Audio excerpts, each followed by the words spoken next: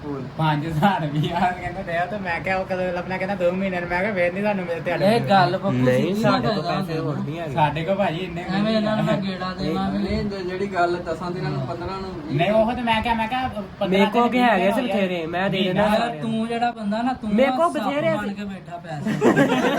ਸਾਡੇ ਕੋਲ ਤਾਂ ਭਾਜੀ ਆ ਪੈਸੇ ਅਰੇ ਸਾਰਾ ਖਰਚਾ ਮੇਰੇ ਕੋਲ ਹੀ ਹੈ। ਕਾਲਾ ਨਾਗ ਤੂੰ ਬਣ ਕੇ ਬਾਹਰ ਇਦਾਂ ਕਰਿਆ ਕਰ ਮੈਂ ਤੇ ਚੰਗੀ ਲੱਗਦਾ ਅੱਛਾ ਮੇਰੇ ਕੋਲ ਪੈਸੇ 1.5 ਲੱਖ ਰੁਪਇਆ ਸੀ ਸਾਰਾ ਇੰਜ ਹੀ ਗਿਆ। ਇਹਨੇ ਸਾਰਾ ਵਰਤਾਇਆ ਲੋਕਾਂ ਨੂੰ ਇਹਨੇ ਐਂ ਜੀ ਗਿਆ ਮੋਬਾਈਲ ਲੈ ਲਿਆ ਇਹ ਕੰਬਾਈਨ ਲੱਗ ਬਾਈ ਇਹਨਾਂ ਨੇ ਇੱਕ ਮੋਬਾਈਲ ਜੇਬ ਚ ਪਾ ਲਿਆ ਕਰ ਦੂਸਰਾ ਚੱਟਣ ਲੱਗ ਪਿਆ ਕਰ ਫੇਰ ਇੱਕ ਜੇਬ ਚ ਪਾ ਲਿਆ ਕਰ ਦੂਸਰਾ ਚੱਟਣ ਲੱਗ ਪਿਆ ਲਾਲ ਪਈ ਏ ਤੇ ਤੁਸੀਂ ਕਰ ਰੱਖੇ ਮੈਂ ਵੇਖੀ ਹੁਣ ਇਹ ਵੀਡੀਓ ਤੇ ਨਹੀਂ ਇਹਨਾਂ ਚਾਲ ਨਹੀਂ ਲੈਣੀ ਇਹਨੇ ਕੱਢ ਕੇ ਨਹੀਂ ਮੈਂ ਵਿੱਚ ਕੱਢਦੇ ਨਹੀਂ ਕਿਉਂ ਕੀ ਹੋਇਆ ਇਹਨਾਂ ਕਲਿੱਪ ਬਣਾ ਕੇ ਚਾੜਨੇ ਉਹ ਜੋ ਲਾਂ